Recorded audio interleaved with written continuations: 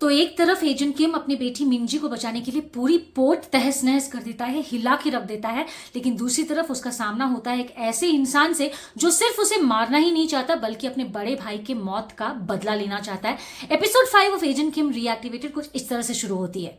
मिंजी freezer के उस तरफ है, फ्रीजर में अभी भी बंद है और बाहर गोल्डटूथ उसे बहकाने की कोशिश कर रहा है कि देखो अगर तुम बाहर आ जाओ तो मैं तुम्हें जाने दूंगा, लेकिन मिंजी उसकी बातों में नहीं आती और वहां से बाहर निकलने का दूसरा रास्ता ढूंढने लगती है। उधर एजेंट किम पूरी पोर्ट में तबाही मचाता हुआ मिंजी को ढूंढ रहा है और उसके सामने जो भी गैंगस्टर आ रहे हैं खत्म। वो बोलता है कि अगर मेरे बेटी को कुछ हुआ ना, तुम में से आज एक भी इधर नहीं बचेगा।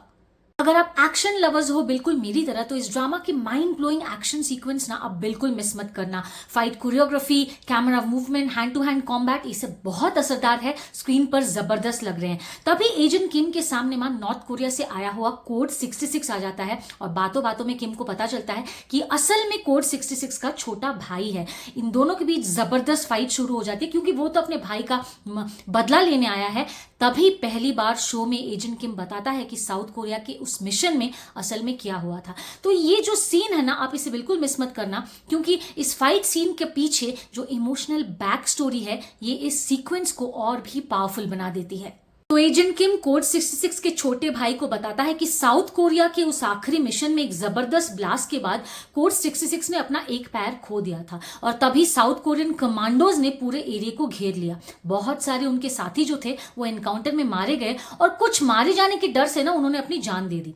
किम ने भी ये फैसला लिया कि वो अपने दोस्त कोड 66 के साथ यहीं पे मर जाएगा। उसने अपने सर पे बंदूक लगाया लेकिन कोड 66 ने उसे रोक लिया और बोला कि देखो तुम्हें अपनी यादें जिंदा रखना है, तुम्हें जिंदा रहना है और जो जिंदगी मैं नहीं जी पाया वो तुम्हें जीना ही है। तुम जाओ और अपना एक घर बसाओ, अपना एक परिवार बनाओ और अपनी जिंदगी जियो। You have to live. और आखिर में हमें दिखाता है कि कमांडोज देखते हैं कि अपने दोस्त के बॉडी के पास ना एजेंट किम ऐसे बैठा हुआ है चुपचाप। तो फिर एजेंट किम ने बताया कि जो मिशन पे वो लोग गए थे वो कोई नॉर्मल मिशन नहीं था, तो उन्हें जानबूझकर एक सुसाइड मिशन पर भेजा गया था और एक पावरफुल ऑफिसर ने उन सबको एक मोहरे की तरह इस्तेमाल किया। और जब सारे वो कमांडोज मर गए ना तो उसे सजा नहीं मिली बल्कि उसे तो प्रमोशन मिल गया। तो ये सारी बातें सुनकर और ये सच सुनकर कोड 66 के छोटे भाई की आंखों में भी आंसू आ जाते हैं। वो खामोश हो जाता है और उसे ये समझ में आता है कि शायद एजेंट किम उसका असली दुश्मन था ही नहीं। तो वो एजेंट किम को वहां से जाने देता है ताकि वो अपनी बेटी मिंजी को ढूंढ सके। मुझे ये सीन पर्सनली बहुत पसंद आई क्योंकि ड्रामा के बीच भी ये जो कहानी है इसने हमें फ्रेंडशिप और सैक्रिफाइस की एक कहानी दिखाई, उसका इंपॉर्टेंस बताया और इस तरह एजेंट किम का जो कैरेक्टर है वो और भी पावरफुल बन जाता है मेरे लिए। बीच एक फ्लैशबैक में हमें दिखाता है जब छोटी सी मिंजी को लेकर ना किम अपनी घर शिफ्ट कर रहा होता है और उसके दोस्त हांसू और जिनचॉल मिलकर सारा सामान लोड कर रहे होते हैं उसके घर में। तो मिंजी पास वाले पार्क में बच्चों के साथ खेलने चली जाती है और लुका छुपी हाइड एंड सीक खेलते वक्त वो कैसे एक कमरे में एक घर में लॉक हो जाती है। लेकिन वो छोटी सी मिंजी ना बिल्कुल अपने पापा की बेटी है, वो इतनी ब्रेव है, वो डरती नहीं है, वो रोती नहीं है, वो किसी से मदद मांगकर नए घर का एड्रेस और उसका जो नियरेस्ट लैंडमार्क है उसे सब कुछ पता है, वो कैसे अपने पापा के पास वापस आ जाती है और अपने पापा को कंसोल करती है कि पापा मैं बिल्कुल रोई नहीं, मैं बिल्कुल डरी नहीं और मैं वापस आ गई, तो आप चिंता मत करो, मैं ठीक हूं, आप चिंता मत करो। वो छोटी सी थी लेकिन फिर भी कितनी ब्रेव थी। पर मिंजी भी हार मानने वालों में से नहीं है, वो हार मानने वाली लड़की है ही नहीं। तो वो भी गोल्डटूथ को अपने ही जाल में फंसाती है। गोल्डटूथ जैसे ही फ्रीजर के अंदर आता है मिंजी एक रॉड से उसके सर पे वार करती है और वो वहीं पे बेहोश हो जाता है और मिंजी वहां से भाग निकलती है। बाहर तेज बारिश है और मिंजी को बेचारी ये नहीं पता कि उसका पापा किम भी पोर्ट में मौजूद है, उसे ढूंढ रहा है। लेकिन मिंजी चुपचाप वहां से निकलने की कोशिश करती है और इस सीन से उसने प्रूव कर दिया कि वो ऐसी कैरेक्टर नहीं है जो कोई उसे आके रेस्क्यू करे उस इंतजार में रहेगी। उसने खुद अपने रेस्क्यू का रास्ता बना लिया है। लेकिन मुश्किलें अभी खत्म नहीं हुई है क्योंकि मिंजी जब पोर्ट से बाहर निकल रही होती है मिस्टर जू के आदमियों ने पोर्ट को एकदम घेर लिया है और मिंजी चुपचाप वहां से निकल जाती है। उधर जो साउथ कोरियन इंटेलिजेंस के डायरेक्टर हैं और उनके जो आदमी हैं वो भी सीसीटीवी के जरिए किम और मिंजी के उनको ट्रैक कर रहे हैं और वो लोग कहाँ हैं वहां पहुंचने की कोशिश कर रहे हैं। उधर पाक जिन चॉल भी हथियार इकट्ठा कर रहे हैं क्योंकि आगे एक वॉर होने वाला है और हांसू एक स्कूटर लेके पोर्ट की तरफ तेजी से बढ़ रहा है। ये जो हांसू बंदा है मुझे बहुत पसंद है क्योंकि ये ना बिना कोई ड्रामा किए सीधा एक्शन में घुस जाता है। इस बीच हमें दिखाता है कि जो फ्रीजर में वो जो गोल्ड टूथ था वो बेहोश होके पड़ा है, क्योंकि मिंजी ने उसके सर पे रॉड से वार किया था। तो जू के जो आदमी है उसे लगा कि वो मर गया है, तो उन्होंने एक आदमी को वहां पे रखा कि वो ना डेड बॉडी को ठिकाने लगाकर आ जाएगा, लेकिन वो जिंदा था और उसने जू के उस आदमी को ना मार दिया। और इतनी तेजी बारिश हो रही है, बारिश के बीच पूरे पोर्ट में मिस्टर किम चिल्ला रहा है, मिंजी मिंजी किम मिंजी तुम कहाँ हो, देखो मैं आ गया हूँ। लेकिन मिंजी को एक पल के लिए लगा कि जैसे कोई उसे बुला रहा हो, शायद उसके पापा उसे बुला रहा होगा, लेकिन फिर उसे लगा कि शायद एक गलत फहमी होगी। तो वो ना एक फेंस पार कर कर मेन रोड की तरफ कूद जाती है, और जो बड़े बड़े ट्रक होते हैं, कंटेनर होते हैं, उस पर चढ़कर जब मिस्टर किम मिंजी को बुला रहे होते हैं, आखिरी नजर उनकी पड़ती है और वो देखते हैं कि मिंजी ना वो दीवार पार कर कर जा रही है। तो रास्ते में मिंजी 1000 गाड़ियां जा रही है, वो रोकने की कोशिश करती है कि शायद कहीं से उसे लिफ्ट मिल जाए, लेकिन कोई गाड़ी रुकती नहीं है। फाइनली एक गाड़ी आके रुकती है और मिंजी उस पर चढ़ जाती है, लेकिन उसे ये नहीं पता कि ये गाड़ी किसकी है, और उसे इस बात का तो बिल्कुल भी अंदाजा नहीं है कि जिस गाड़ी में वो बैठी है वो तो मिस्टर जू का ही गाड़ी है। मिस्टर किम जब दीवार कूद के वहां पे जाता है, वहां पे उसे मिंजी नहीं मिलती, वो परेशान हो जाता है। तो उसकी जो कलीग थी सांगा और वो जो लॉन्ड्री वाला था, ये दोनों स्पेशल इंटेलिजेंस के लिए काम करते हैं, राइट। तो उनको मैसेज करता है कि देखो इस रोड पे मैं खड़ा हूं, यहाँ पे ये सीसीटीवी नंबर है, प्लीज पता करो कि मिंजी यहाँ से कहाँ गई। तो वो पता करती है और मिस्टर किम को खबर देती है कि मिंजी एक गाड़ी में बैठी है, जो गाड़ी जुहान कंस्ट्रक्शन में गई है। जुहान कंस्ट्रक्शन मतलब तुरंत मिस्टर किम को पता चलता है कि वो मिस्टर जू के घर ही गई है। तो तभी वहां पे हांसू भी स्कूटर लेके आ जाता है, वो बोलता है कि देखा मिंजी नहीं है, जैसे बाप वैसे तू बेटी आखिर किसकी है। तो बोलता है कि जल्दी गाड़ी भगा, क्योंकि मिंजी अभी जुहान कंस्ट्रक्शन में है मिस्टर जू के साथ। और यहां से जो ड्रामा का पेस है ना एकदम बढ़ जाता है, और जो लोग एक्शन लवर्स हैं ये पूरा सीक्वेंस उनके लिए एक्साइटिंग होने वाला है, क्योंकि अभी जो जुहान कंस्ट्रक्शन के बंदे हैं, मिस्टर किम, उनके दोस्त और जो स्पेशल मिशन के कमांडोज है, सभी एक ही जगह पर इकट्ठे होने वाले हैं।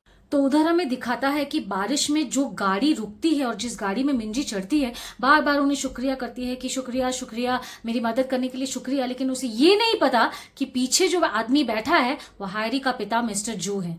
मिस्टर जू बोलता है, मेरी बेटी कितने लकी स्टार्स लेके पैदा हुई है, क्योंकि जिस मछली को हम ढूंढ रहे थे वो अपने आप ही खुद चलकर हमारे शिकार में आ गई, हमारे जाल में फंस गई। और हमें दिखाता है कि जब मिस्टर जू ये सब बोल रहा होता है तो मिंजी आगे वाली सीट पे सो गई होती है। तो वो गाड़ी घर पहुंचती है और मिंजी को सीधा अंदर ले जाती है, और मिस्टर जू उसके आदमियों को बोलता है कि इसको साफ करवाओ, मेरे पास लेके आओ। तो मिंजी जाती है और मिस्टर जू के सामने बैठती है। तो मिस्टर जू बोलता है कि मुझे अच्छी तरह से पता है कि गाड़ी में तुम सोने का नाटक कर रही थी। और फिर हमें फ्लैशबैक में दिखाता है कि जब मिस्टर जू ये सब बोल रहा होता है, मिंजी ने कहीं ना कहीं ये सब सुन लिया था और उसे पता चल गया था कि वो मिस्टर जू की गाड़ी में बैठी है, और तभी वो सोने का एक्टिंग करती है। मिस्टर जू से बैठा कर बहुत सारा इंटरोगेशन करता है, बोलता है कि बोलो कि तुम वेयर हाउस में कैसे पहुंची। तो मिंजी बोलती है, मुझे कुछ याद नहीं है, मेरी जो मेमोरी है वो बहुत हेजी सी है और मुझे सच में कुछ याद नहीं है। आपकी बेटी के साथ जो भी फाइट हुई है मेरी, उसके लिए सॉरी, लेकिन उसके बावजूद भी आपने मेरी मदद की, इसलिए आपका शुक्रिया। फिर वो बोलती है, अगर आप आपका फोन देंगे तो मैं अपने पापा को फोन करूंगी और वो आकर मुझे यहाँ से ले जाएंगे। और तभी मिस्टर जू बोलता है कुछ ऐसा जो मिंजी के होश उड़ा देता है। मिस्टर जू बोलता है कि पता है, मेरी जो बेटी है हायरी है ना, वो चाहती है कि तुम मर जाओ, और मेरी बेटी से मैं बहुत प्यार करता हूँ, मेरी गुड़िया है वो, मेरे दिल का टुकड़ा है वो, और वो जो चाहती है वही होगा, मैं तुम्हें जिंदा नहीं रखने वाला हूँ। तो अपने आदमियों से बोलकर वो ना एक बॉक्स मंगवाता है। मिंजी बहुत बोलती है कि देखिए मैं कुछ नहीं बोलूंगी किसी से, मुझे कुछ याद नहीं है। वेयर हाउस में मुझे एक आदमी मिला था जो कि एक ठग जैसा दिखता था, मैं उसे कभी नहीं मिली, लेकिन आगे मुझे कुछ भी याद नहीं है, मैं किसी से कुछ भी नहीं कहूंगी, प्लीज मुझे यहाँ से जाने दीजिए। लेकिन तभी वो इंजेक्शन में कुछ एक डाल के मिंजी को आता है, क्योंकि मिस्टर जू को अच्छी तरह पता है कि अगर मिंजी मर जाएगी तो उसके साथ हायरी ने मिंजी के साथ जो कुछ भी किया वो राज भी कहीं ना कहीं वहीं दफन हो जाएगा। वो जैसे ही इंजेक्शन लेके मिंजी को मारने के लिए आगे बढ़ता है, तभी बेल बजता है। जो बेल बजता है वो स्पेशल मिशन डायरेक्टर मोल क्रिकेट और उसके आदमी मिस्टर जू के मेन गेट पर वो लोग इंतजार कर रहे होते हैं, और जैसे कोई नहीं खोलता वो गाड़ी से सीधा गेट तोड़कर वो लोग अंदर आ जाते हैं और मिस्टर जू के घर में चारों तरफ ना वो पूरे घर को घेर लेते हैं और तलाशी लेने लगते हैं और बोलते हैं कि हमें लोग पता चला है कि तुम यहाँ पे किम मिंजी को छुपा कर रखे हो। वो चारों तरफ ढूंढते हैं लेकिन किम मिंजी कहीं नहीं मिलती, क्योंकि मोल क्रिकेट को अच्छी तरह से पता है कि अगर मिस्टर किम को पकड़ना है तो मिस्टर किम की जो सबसे बड़ी कमजोरी है उसकी बेटी किम मिंजी, पहले उन्हें उसे अपने कब्जे में लेना होगा। तो मिस्टर जू हंसता है, बोलता है कि ना तो तुम पुलिस के साथ हो ना तो तुम आर्मी के साथ हो। तो वो एक पावरफुल मिनिस्टर को फोन करता है, लेकिन ये जो मोल क्रिकेट है वो मिस्टर जू से बिल्कुल भी नहीं डरता। लेकिन इस बीच क्या होता है, इसका जो असिस्टेंट है मिस्टर जू का, और उसे भी हमें दिखा गया कि वो कितना डेंजरस है, वो कितना खतरनाक है। वो आके एक एक करके इनके सारे आदमी को ना अकेले ही वो ढेर कर देता है, और जब वो अंदर आता है तो एक आदमी को एकदम गन पॉइंट में लेके आता है। लेकिन पता है ट्विस्ट क्या है, ये जो कुछ भी हो रहा था ये सिर्फ एक डिस्ट्रैक्शन था, क्योंकि 2 एनएसएमबी के एजेंट ऑलरेडी बेसमेंट में थे। वो मिंजी को वहां से निकाल चुके थे और वो उन्हें उनके साथ एनएसएमबी हेडक्वार्टर्स लेके जा रहे थे। दूर खड़े होकर हांसू और मिस्टर किम ये सब देख रहे थे और वो डिसाइड कर रहे थे कि क्या करना चाहिए, क्योंकि उनका एक भी गलत मूव मिंजी को खतरे में डाल सकता था। हांसू ने मौका देखकर ये जो एनएसएमबी के एजेंट्स है ना उनकी गाड़ी में चिपकर वो निकल गया, और मिस्टर किम पीछे रहकर गार्ड से पूछताछ करने के बाद उन्हें पता चला कि मिंजी को कहां लेके जा रहे हैं। तो मिस्टर किम का अगला टारगेट क्या था, एनएसएमबी हेडक्वार्टर्स। दूसरी तरफ एनएसएमबी हेडक्वार्टर्स में मोल क्रिकेट मिंजी से पूछताछ कर रहा है, और पूछताछ करते वक्त वो मिंजी को एक ऐसा सच बताता है जिससे मिंजी की पूरी दुनिया ना हिल जाती है। वो बोलता है कि तुम्हारे पापा ना कोई आम आदमी नहीं है, वो एक सीक्रेट स्पाई एजेंट है, वो एक सीक्रेट एजेंट है। और ये सुनकर मिंजी पूरा शॉक में चली जाती है। लेकिन इसी बीच एक पावरफुल पॉलिटिशियन वहां आके बोलता है कि तुम मिंजी को मिस्टर जू के हवाले करो। इससे पता चलता है कि जो मिस्टर जू है कितना इन्फ्लुएंशियल है, क्योंकि बड़े बड़े मिनिस्टर से इसका उठना बैठना है। तो मोल क्रिकेट एकदम मना कर देता है, बोलता है कि तुम तो मिस्टर जू की इन्फ्लुएंस में हो, तुम उससे मिले हुए हो। तो यहां पता चलता है कि ये अभी और एक्शन का नहीं, एक पावर और पॉलिटिक्स का गेम बन चुका है। लेकिन असली एक्शन तो अभी बाकी है। आपको याद होगा कि हांसू पहले से हेडक्वार्टर में आ चुका है और वो वेंटिलेशन सिस्टम के थ्रू ना अंदर घुस गया और इलेक्ट्रिसिटी बंद कर देता है। अंधेरा का फायदा उठाकर वो मिंजी को वहां से रेस्क्यू कर लेता है और किसी तरह दोनों बचते बचाते पार्किंग लॉट में पहुंचते हैं। लेकिन मोल क्रिकेट और उसके हेवीली आर्म्ड आदमी पहले से ही वहां पे उनका इंतजार कर रहे होते हैं। तो सिचुएशन देखकर हांसू मिंजू से बोलता है, देखो तुम मेरी फिक्र मत करो, तुम यहां से निकलो। लेकिन मिंजी हांसू को छोड़कर नहीं जाती, और तभी वहां पे ग्रैंड एंट्री होती है किसकी, पाक जिन चॉल की। वो दीवार तोड़कर एकदम अपने हेवीली मॉडिफाइड वैन में हथियारों के साथ वहां पे घुसता है। और ये इस एपिसोड की one of the entertaining scenes में से एक है, क्योंकि वो कंटिन्यूसली फायरिंग कर रहा है ताकि हांसू और मिंजी किसी तरह बचते बचाते वो वैन तक पहुंचे। लेकिन जैसे ही वो लोग वैन के पास पहुंचते हैं उन्हें पता चलता है कि वैन लॉक्ड है, और उससे भी बड़ा झटका मोल क्रिकेट को समझ में आ जाता है कि ये जो जिंचॉल है ना वो ना ब्लैंक राउंड्स फायर कर रहा है, असली गोली तो उसके पास है ही नहीं। तो वो अपने आदमियों से बोलता है कि काउंटर अटैक करो। बस मिंजी, जिंचॉल और हांसू उनके ट्रैप में फंस जाते हैं। तो सिचुएशन देखकर हांसू और जिंचॉल उनको समझ में आ जाता है कि अभी लड़ने का कोई फायदा नहीं है, अगर वो ज्यादा लड़ेंगे तो उन्हें खतरा हो सकता है, मिंजी को खतरा हो सकता है। तो वो क्या करते हैं, एक सफेद कपड़ा दिखाकर सरेंडर कर देते हैं। और मोल क्रिकेट धीरे धीरे उनकी तरफ बढ़ रहा है और उन्हें लगा कि चलो आखिरकार मैंने सबको पकड़ ही लिया। लेकिन तभी एक और बड़ा ट्विस्ट सामने आता है। जो मिनिस्टर कुछ देर पहले मिस्टर जू के लिए काम कर रहा था, अभी वो फोन करके ऑर्डर दे रहा है कि देखो मिंजी, हांसू और पाक जिन चॉल को छोड़ दो। सब लोग हैरान कि आखिर इस मिनिस्टर को हो क्या गया है, उसने अचानक अपना फैसला क्यों बदल दिया।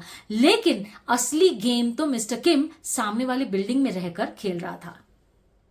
तो मिस्टर किम सामने वाली बिल्डिंग के छत पर ना खड़ा था और उसने एक पतली वायर जो है उसने क्या किया था, वो मिनिस्टर के गले में लपेट के रखा था। और जैसे जैसे वो वायर कस रहा था, दर्द से तड़पते हुए मिनिस्टर बार बार मोल क्रिकेट को वही ऑर्डर दोबारा दे रहा था कि इन लोग को तुम छोड़ दो। और इस बीच मिंजी की नजर अपने पापा पर पड़ती है।